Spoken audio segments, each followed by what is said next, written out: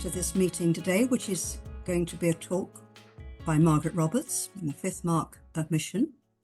Before we begin, I'm just going to read a prayer.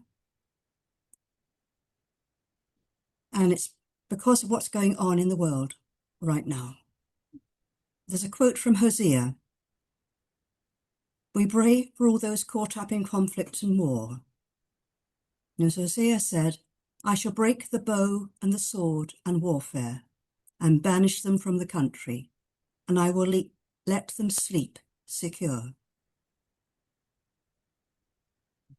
God of peace, show us how to put away the weapons of war and help us to destroy the tools of destruction. God of peace, may your kingdom come. God of peace, teach us to follow the ways of justice and walk with us the paths of truth. God of peace, may your kingdom come. God of peace, challenge the weapons of war and banish hatred and division so that all your children may sleep secure. God of peace, may your kingdom come. Amen. With thanks to Linda Jones of Cafford for that prayer.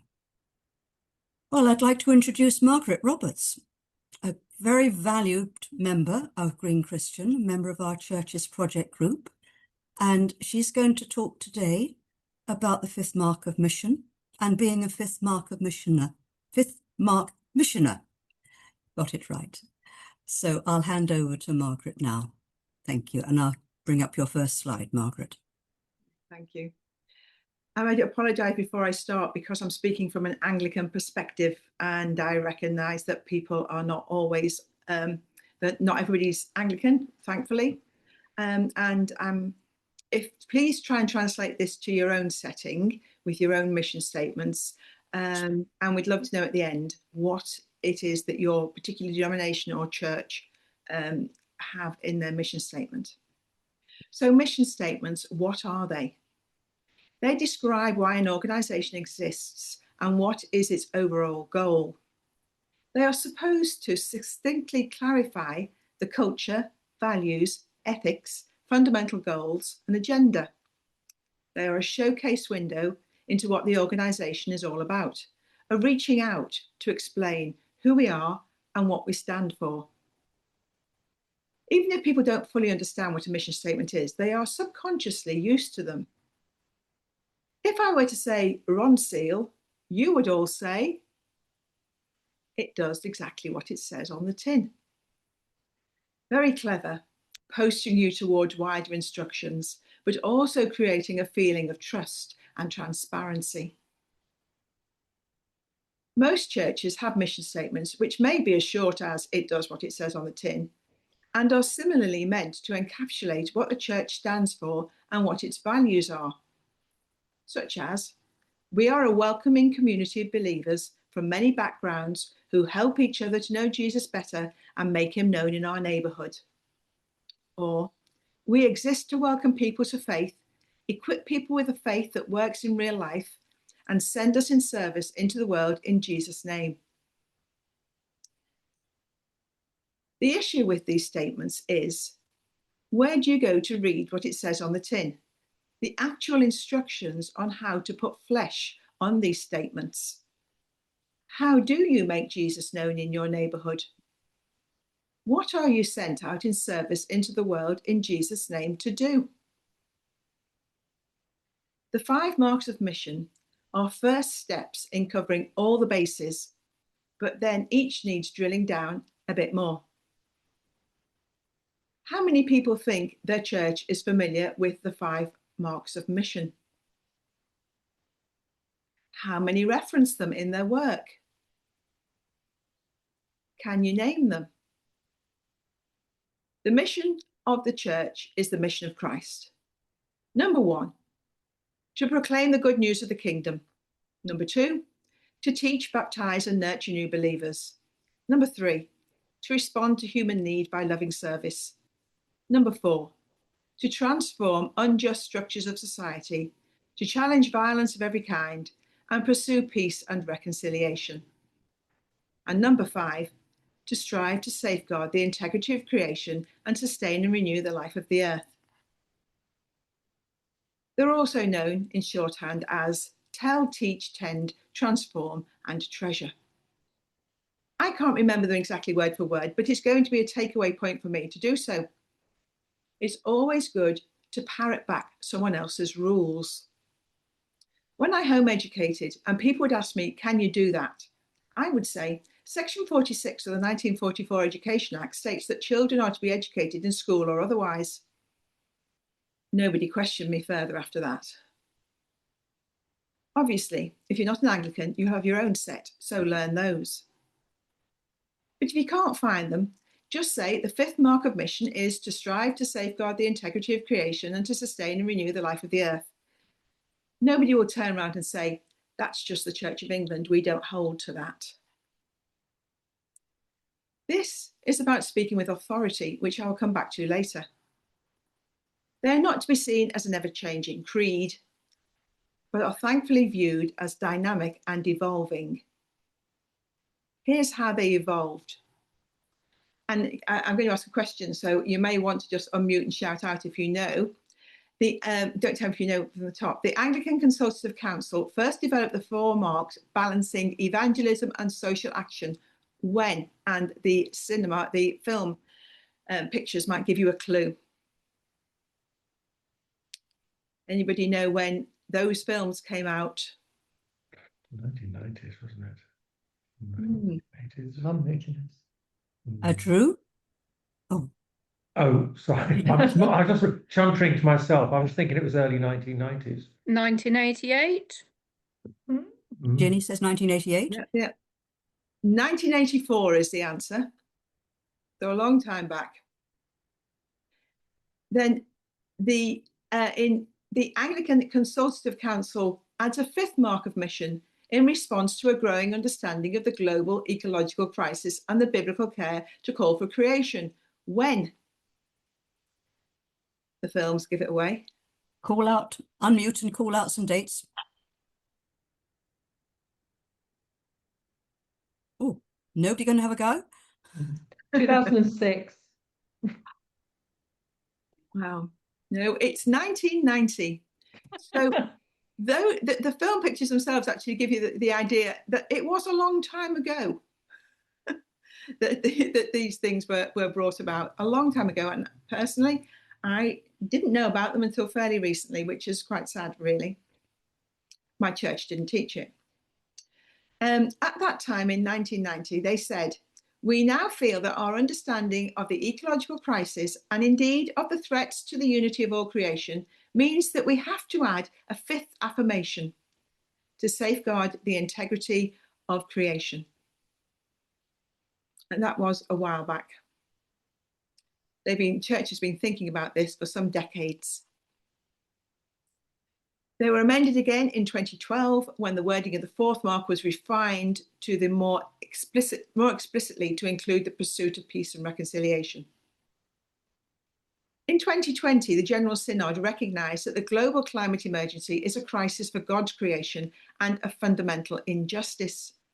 It called upon all parts of the Church of England to work to achieve year-on-year reductions in emissions and urgently examine what would be required to reach net zero emissions by 2030 in order that a plan of action can be drawn up to achieve that target. And it called on each diocesan synod and cathedral chapter to address progress towards net zero emissions every 3 years. And they are making some progress on this. However, what seems missing is an understanding that climate breakdown needs more than the push towards net zero, however important that is. There seems little drive to embed a mindset to counter the we can carry on as normal mentality, with perhaps a few tweaks, such as recycling. I did go to an Arosha day, once spoke at a church, and the Arosha lead said she had no intention of never flying again because she liked to go around the world. And I thought, well, okay, carry on with your recycling. How many churches do you know that mention the current geopolitical situation in the pulpit? How many do so weekly in the prayers? How many conversations after church are about going on holiday without flying, or the latest petition or march? And by the way, I'm not saying that you can never go on holiday with flying. I'm just saying it needs to be a consideration. How many times are the claims made by politicians and would-be leaders and the media examined? How often is environmental concerns an issue on your PCC or synod agenda? We have a tool to do this. It's called the fifth mark of mission. Whenever I'm asked to speak on the fifth mark, I joke that it is the most important mark. But I actually believe it is, because it encompasses all the others and gives substance to the others.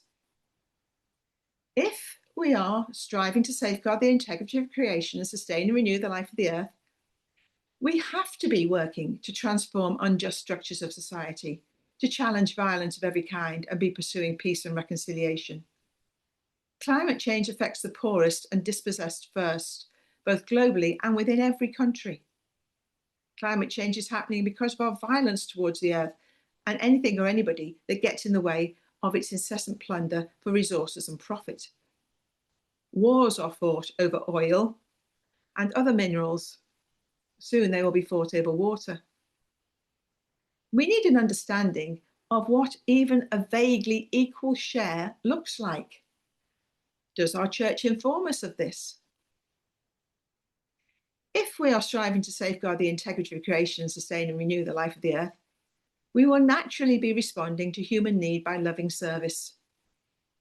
All the needs that the church so readily responds to are going to be amplified as the crisis worsens.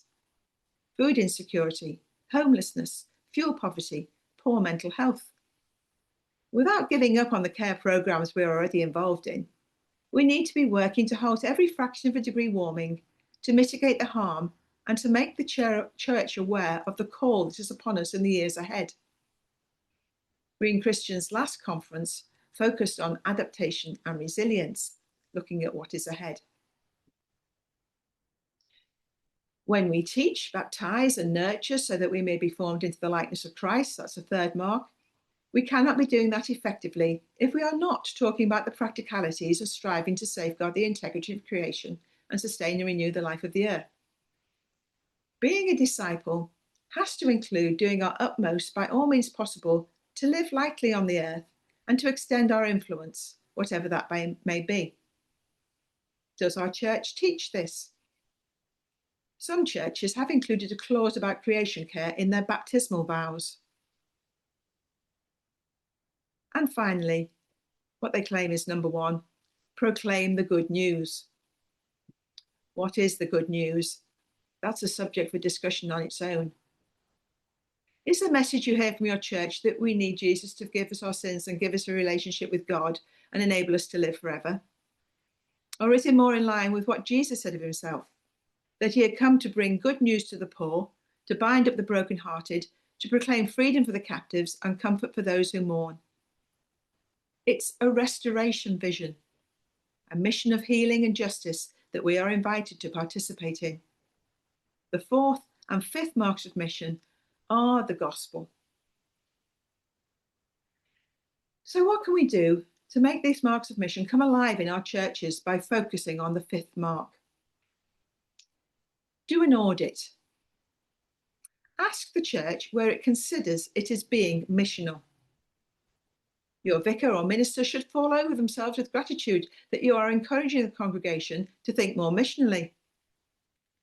This audit gets them familiar with the mission, the marks of mission, so that they don't look at you blankly when you start to talk about them. You don't need to do this by yourself. Put it on a notice board and ask people to add post-it notes. Something we are doing this Easter is getting people to write on card Easter eggs what they are involved in in the community. We're then hanging them on a branch. This encourages people to make connections between what they do on a Sunday and what they do during the week, and it will then also inform how we take this audit further. 2, get a toolkit such as A Rocha Eco Church or Laudato Si. We are a Gold Eco Church, and we find it a very useful tool in giving structure to our attempts to be greener.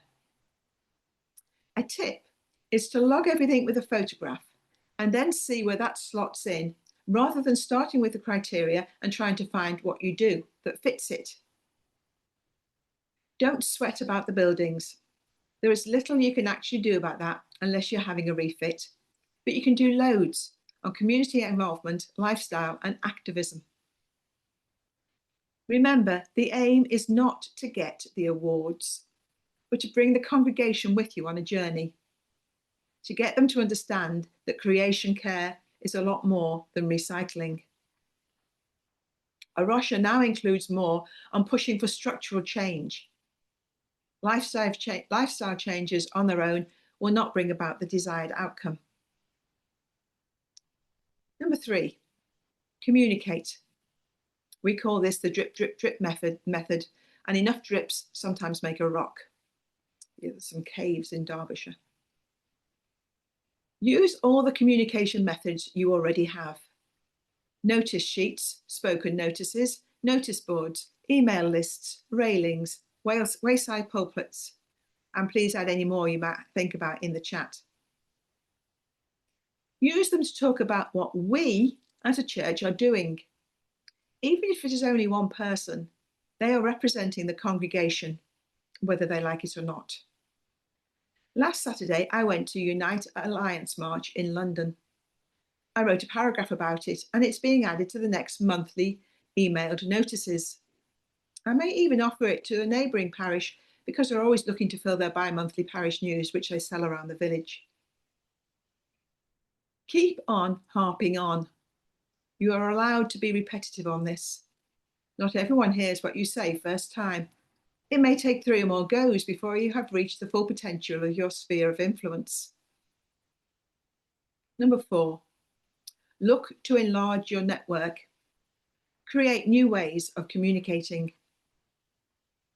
We have environmental news as a standing item at our Deanery Synod. I am involved in several WhatsApp groups that may have a slightly different initial interest, but everything overlaps.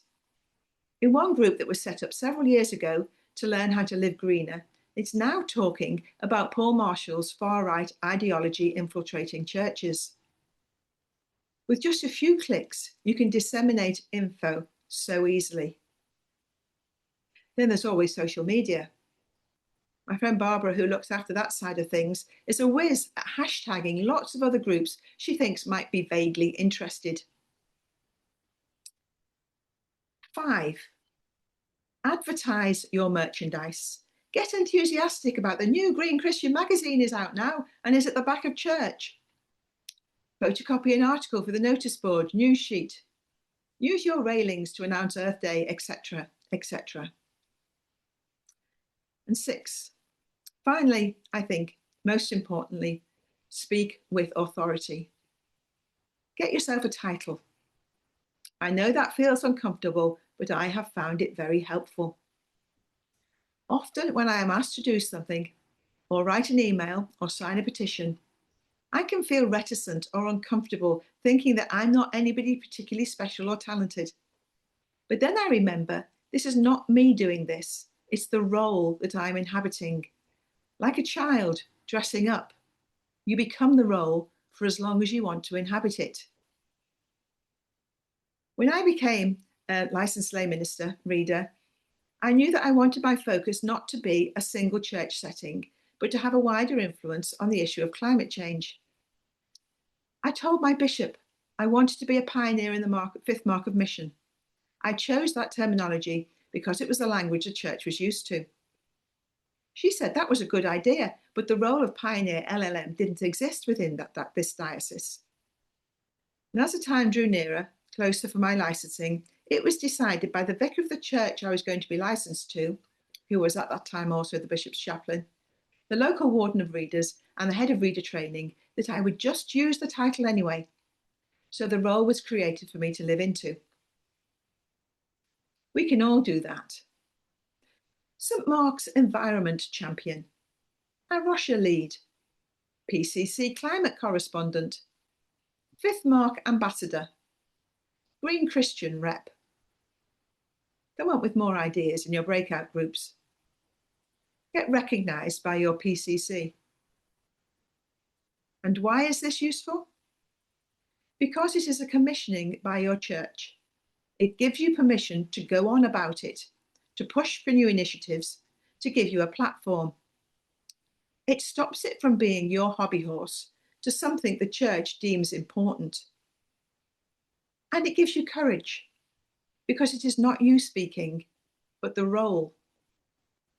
Now, that might not work for everybody, but it's something I have found very helpful. Remember, your church is not doing you a favour, indulging your passion, allowing you to speak, giving you a little space. You are doing the church a favour by directing them to their mission statement, reminding them of what they have signed up to, and offering creative ways in which they can be more missional. You have the authority of the Church of England's 5 marks of mission and your own church's eco-mission statement behind you. Just do it. Thank you.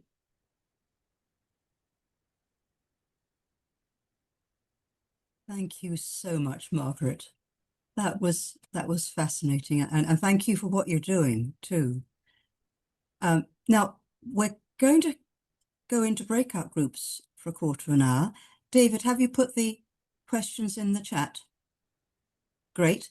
Okay. So the questions for you to think about, and you don't have to talk about all of them, but just to get you going discussing, is to what degree are environmental concerns talked about at your church? In what ways can we become unofficial or official Fifth Mark missioners in our own churches? What other things have you or can you do to keep climate breakdown and our response high on the agenda? And any further suggestions on title to use?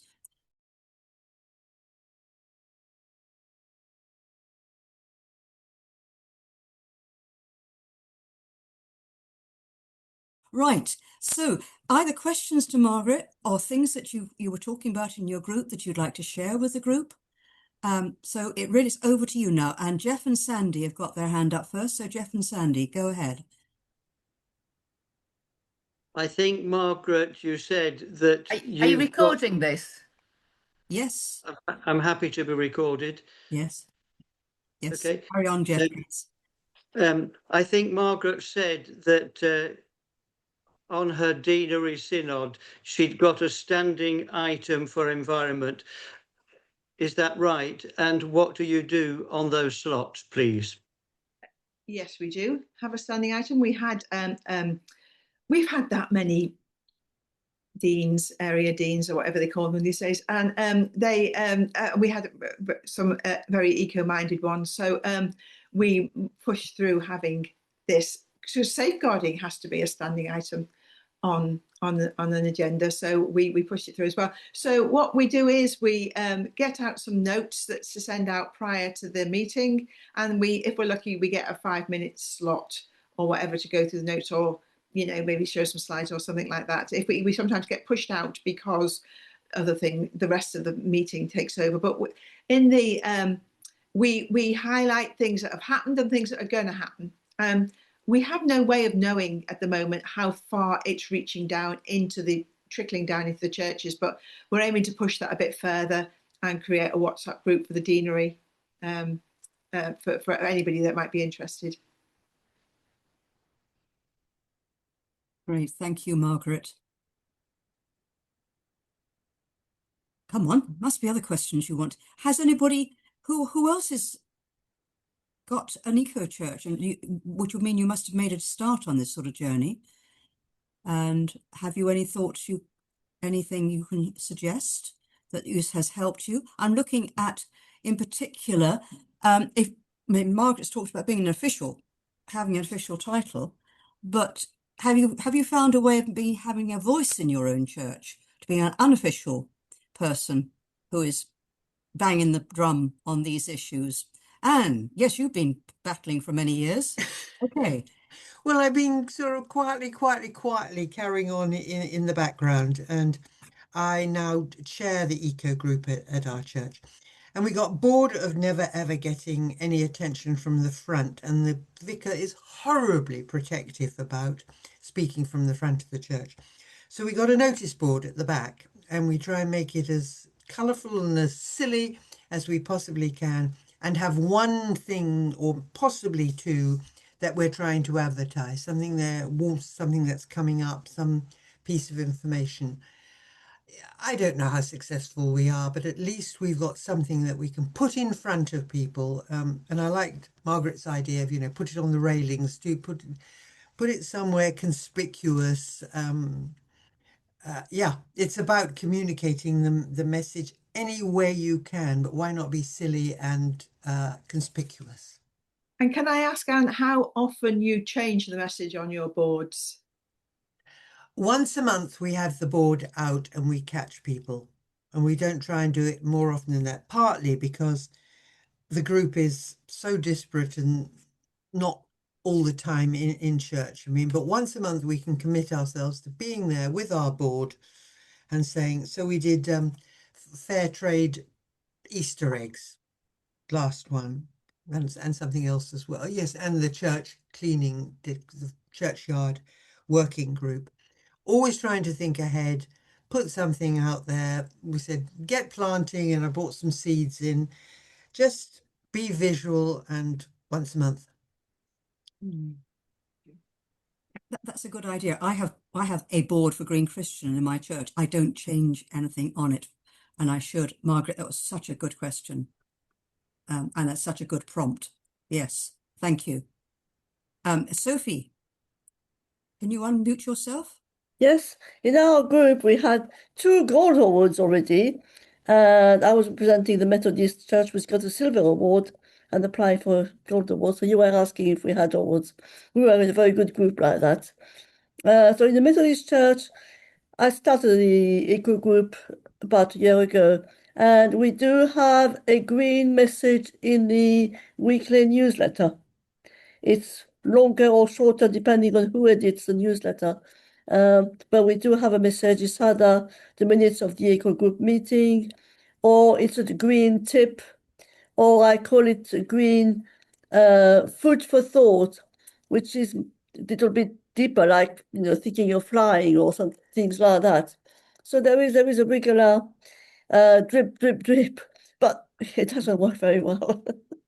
I must admit, it's quite dispiriting. But we are there. There's only 5 or 6 of us in the eco group, and yeah, it's slowly drip drip drip. We will get to the gold awards. God knows what one. I don't know, but yeah, there were 2 churches with gold awards already, so maybe they can tell you more. Thanks, Sophie. I mean, it's not getting the awards that count. It's just a tool, and you can use any tool. And I can see Annette nodding there because she's a gold one as well. And we call ourselves going beyond gold now, and in ways in which we can help encourage the community and the other churches, and it's a way of saying to people, from the outside, this is what we stand for. It lets them know what our kind of ethics are. But I'm just the point I was trying to make is that this is the church's mission. Why are they not? Why is it not more high profile? Why is it not in every prayer intercessions? Why is it not on every?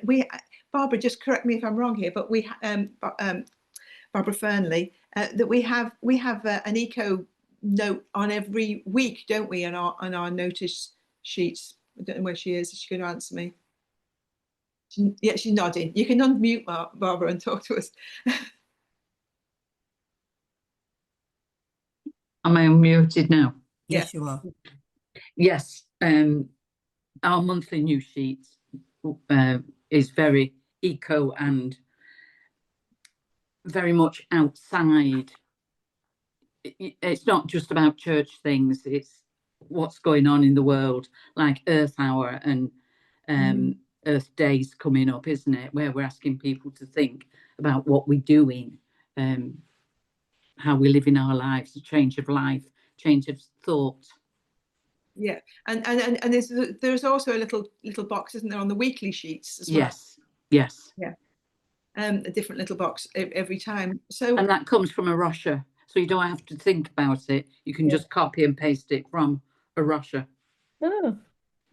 And Barbara uses the church Facebook page. Uses that a lot. I say hashtags everybody she can think of. Yeah, so it's got to be higher in the church's agenda. You know, I'm just gutted that the church does not take this more seriously, and it should, because it's the church's mission statement. It's not ours. It's already there, and we're just helping them to get on. You know, take it seriously what they've signed up for. I'm going on again, and I've had my chance. I think it's Mark. I think Mark has his hand up next. Yes, I was just going to say, I have used once the Green Christian Join Enough Plenty course. Session 5 is basically creation care, most aligned with your 5th mission. Didn't a couple of years ago now, it certainly didn't spark anything dramatic, but it got the notice of the missionary committee, and they're giving a small amount of funding to Jubilee Farm, which is a regenerative community farm. 25 miles away from the church, but at least they're supporting that. But I really suppose we should try and run that again to try and get more impact. So we'll maybe look at that sometime this year. Thank you. You carry on, Margaret. No, it's really good to get all the church involved in this, and it isn't just a case of just a few people in the corner are doing it. You know, this is a church project, and this is why, and keep referring it back to why we should be doing this. I think John, you have to unmute. There we are. Wrong button pressed. I'm just trying to give you a parallel set of circumstances. When you say the church, of course, it's the Anglican Church, but with the Methodist perspective, it's a standing part of agendas at circuit, which in our case is equivalent to a diocese, and district synods across the country. It is a standing part of the agenda, and as a consequence, churches will be like a microcosm of the public. There will be some churches which are fully supportive and going at this properly with responsibility, and there are multiple people involved. In other cases, it's a bit dry and a bit fallow, and people are conscious of it and prayers are said, but they're not doing a lot. So there is a broad spectrum, and some places are dealing with this in a richer, more productive way than others. But that's realistically what's going on across our communion. That's really useful. It's really helpful. I had the impression that the Methodists were further on, and that they always have been in social action as well. Do you feel that because it is higher up the agenda at your circuit level, do you feel that encourages churches to be more active, or is there any way in which the circuit can promote it more to the churches that don't think it's that important? Well, they do have both circuit and district, which is, if you like, a collection of dioceses together, teams that enable. And what they've been successful in enabling are putting hands into budgets. So there are literally hundreds of thousands of pounds which are available for grants and allowing people to make some meaningful progress towards achieving significant targets which will reduce greenhouse gases, so that an option for not doing something becomes less attractive. But you're right, in terms of the small p political will, it does depend so often on the mindset of those that carry responsibility in individual churches. But as the noise continues to grow and be spread, more things are being done. So it's a bit like a rolling stone in many ways. Not everybody gets hit by that rolling stone, but eventually, if enough stones keep rolling, people do recognise they've got to go with it. Yeah. Thank you. Thank you. Judith. Thank you, John. That was very helpful. I'm a Methodist too, and I've noticed that in the agendas, this is just a church council that meets twice a year, but there is always the marks of mission, and we get the environment as one of them. So I thought it was just because we've now got a very green, environmentally positive minister. I mean, the other one was positive, but I didn't realise it was a national thing. So that's really, really good to hear that. That's number one. We ask we have a lot of different preachers, like local preachers, and we always ask people who come to say an environment prayer. And there's a little prayer that actually stuck on the pulpit, so that if they haven't thought of one, they can just read that. That's clever. Can you say Earth Day's we've got a special service for Earth Day again because our minister likes Earth Day, but I've just realised now it's only 3-4 weeks away, and so I should be making publicity and putting posters around town, so people at least hear about it, even if they don't come to the service. They can say, "Oh well, Methodist Church is doing something. Why aren't we doing something?" So please, I would encourage, if you're doing anything in your church, I do the What's On page on the website. So if your local church is doing something, however small, please do send me an email and I can put it on. And the more publicity you make 3 or 4 weeks ahead, the better. If you just wait till the week before, it's too late because nobody has time to read it. So please send me any messages about what you're doing. And also, I think it was brilliant the way Margaret said we should all give ourselves a title, because you do feel a lot more confident if you have a title. So for a lot of years, I was just a sort of green enthusiast, but now I can say, I'm a member of St. John's Green Team. And it just sounds a bit better. Thank you, Judith. It does, and it also gives you the confidence. I mean, the slide I had showing was my grandson dressed as an astronaut, because children dress up, don't they? And they inhabit the role, and they take it on, and they become it. And that's what you're doing. It's not necessarily you. I mean, it probably is you in your heart, but you don't have to. It gives you confidence and courage because you're living the role, not necessarily you little old you saying something. And thanks for that prompt, Judith, to let you know so you can put it on the site. Annette and Drew. Sort out my camera. We were upside down for a while. That was exciting. Just a couple of things, really. One, encouragement for Sophie. I do our church newsletter, and it goes out to about 70 people. Well, we have about 45 in the congregation who are active. And what I find is that actually new people who join pick up on things in the newsletter, and I often put a link in to something. So, for example, the climate emergency briefing, there's a link in.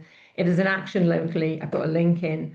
And what I find is new people joining the church actually link on to those and take action, which is really, really good. And that encourages the people who've been around for a long time and sort of it's a bit passé. So that's really good. The other thing is that we are joining a wider parish. So our church is joining with 6 other parishes to become a wider parish called Hope Parish Liverpool.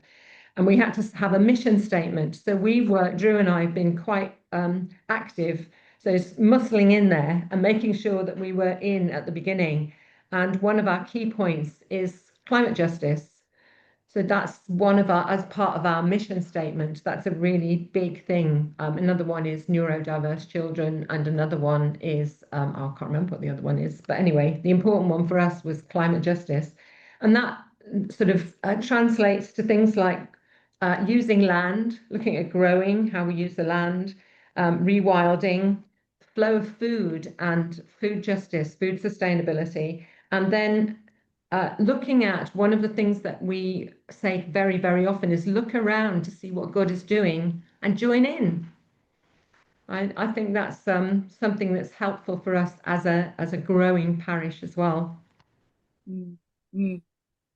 Thank you. Yes, and that's part of that was a helpful way to actually move up in the Russia award, not not that I'm here to promote that particularly, but by actually looking at what's in the community and joining in. I mean, it's very, very missional, being green. It's a way of reaching all those other mission statements at the same time.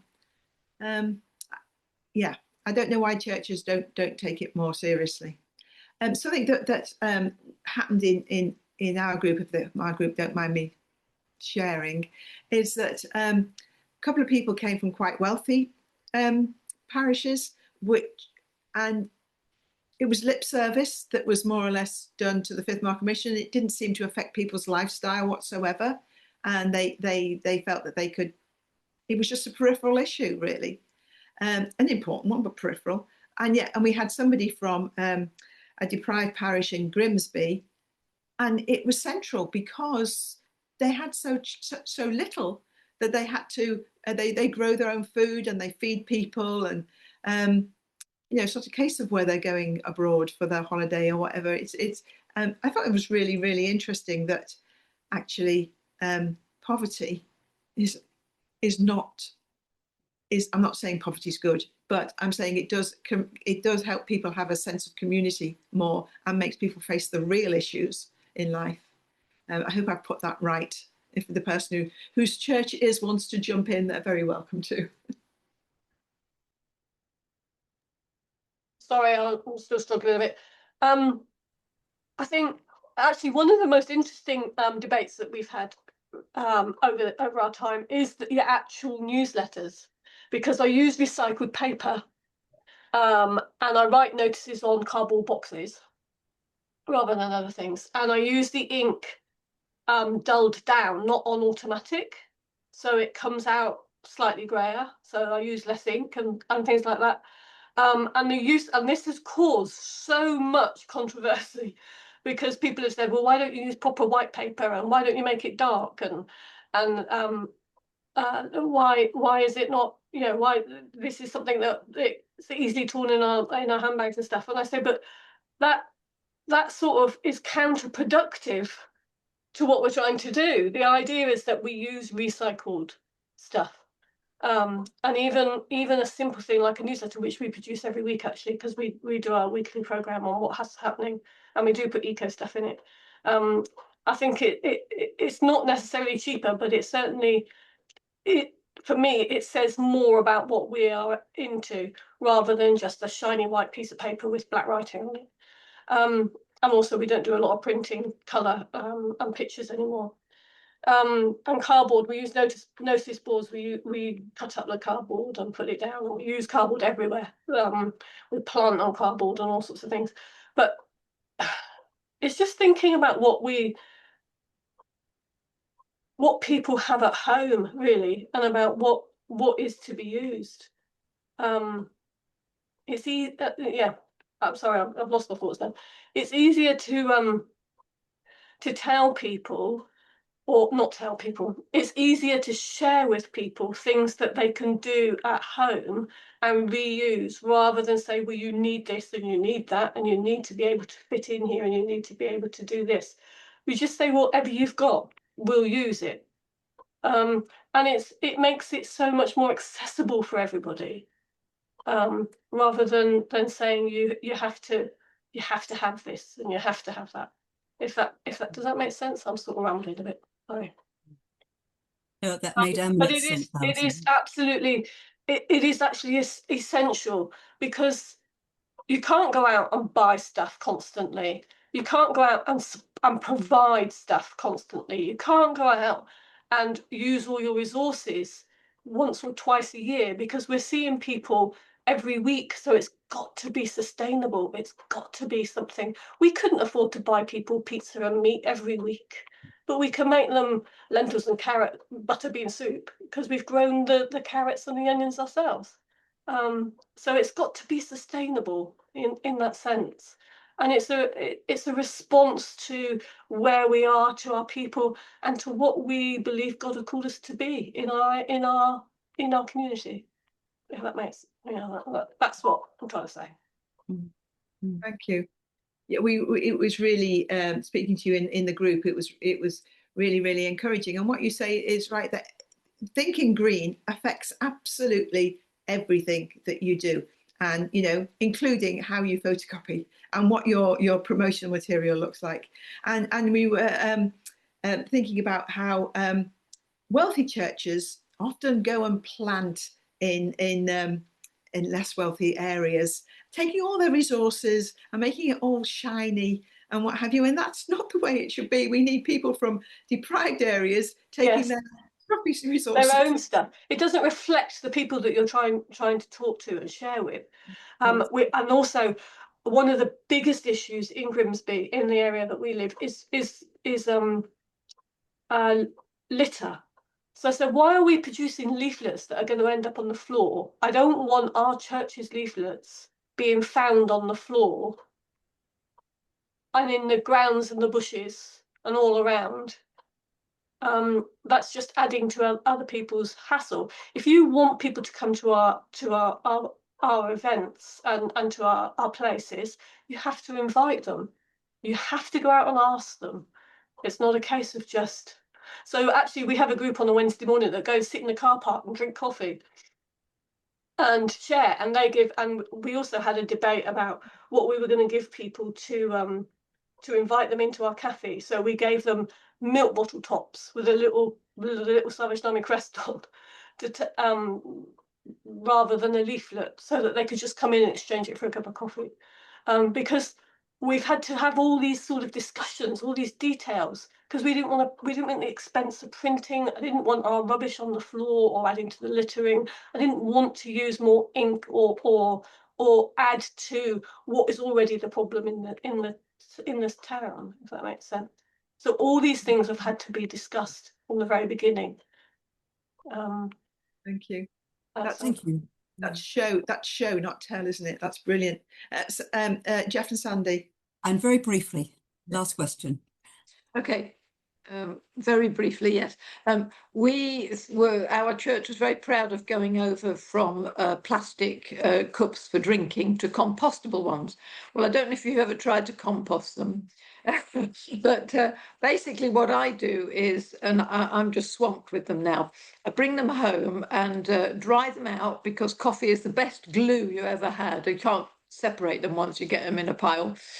Separate them out and then dry them, turn them upside down, pierce 2 holes in the bottom and plant your little plantlets in them. And then when you're ready to put your little plant in the garden, you slice off the bottom, because it's really easy to do, especially when the bottom's a bit soggy, and stick the whole thing in the garden. But I haven't yet succeeded in composting a compostable cup. So, of course, hundreds and hundreds go into waste, because there's no other way. You can't put them in the recycling in church. So if anybody has any solutions, I'd love to hear them.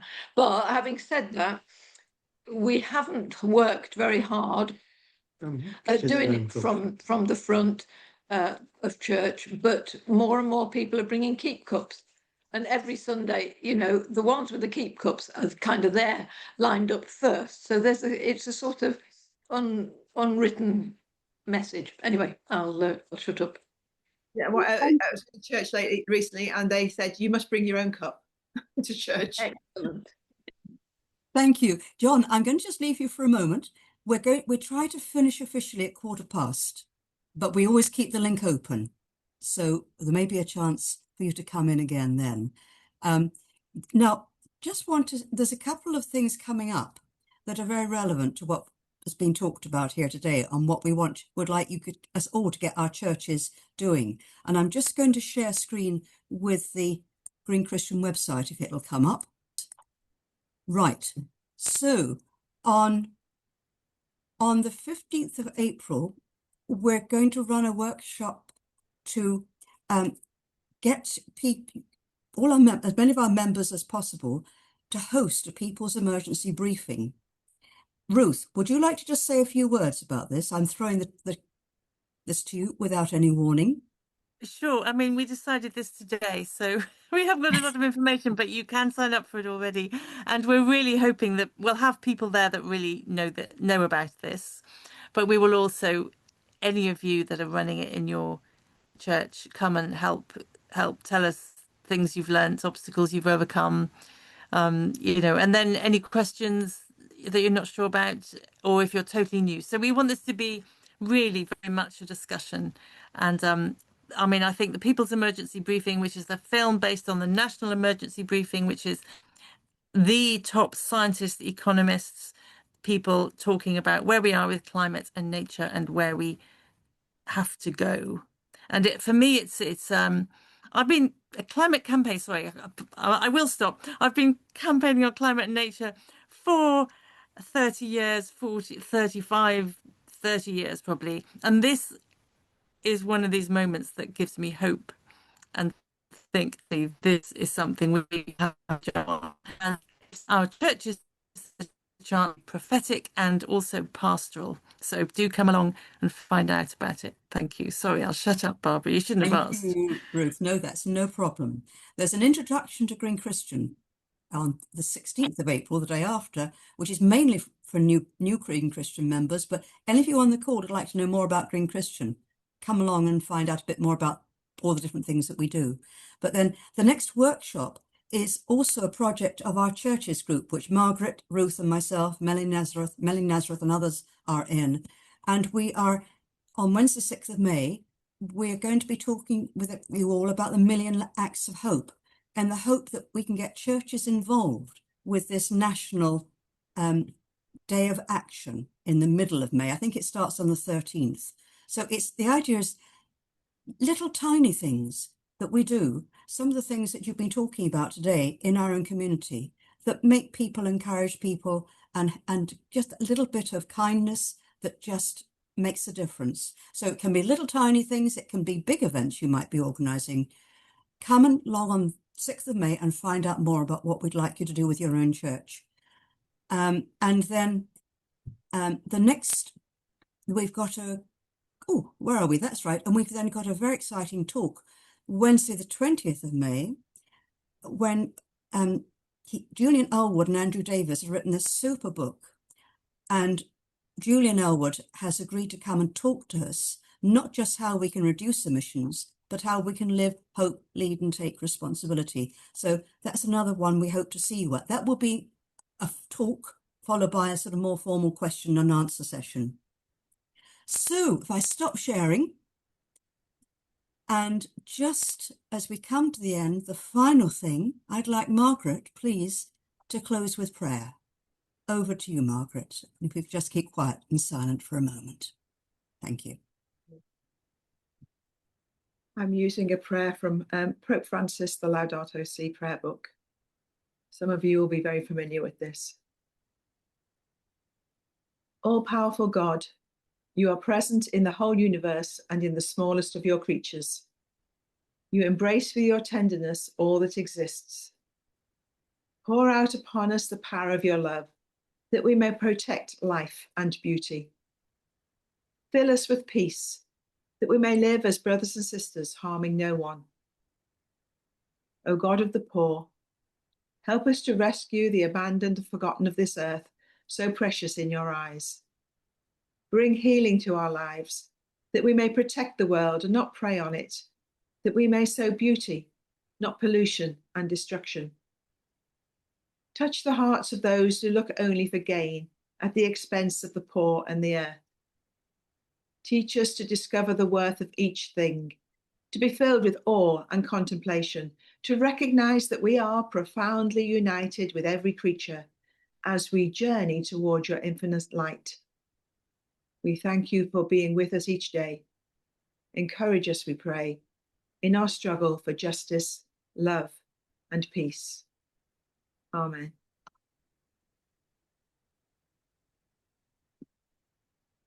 Thank you, Margaret, both for the final prayer and for your exposition of what the Fifth Marks mission is all about, and for leading this discussion. It's been a lovely evening. Thank you very much indeed for leading it, and thank you all for being with us.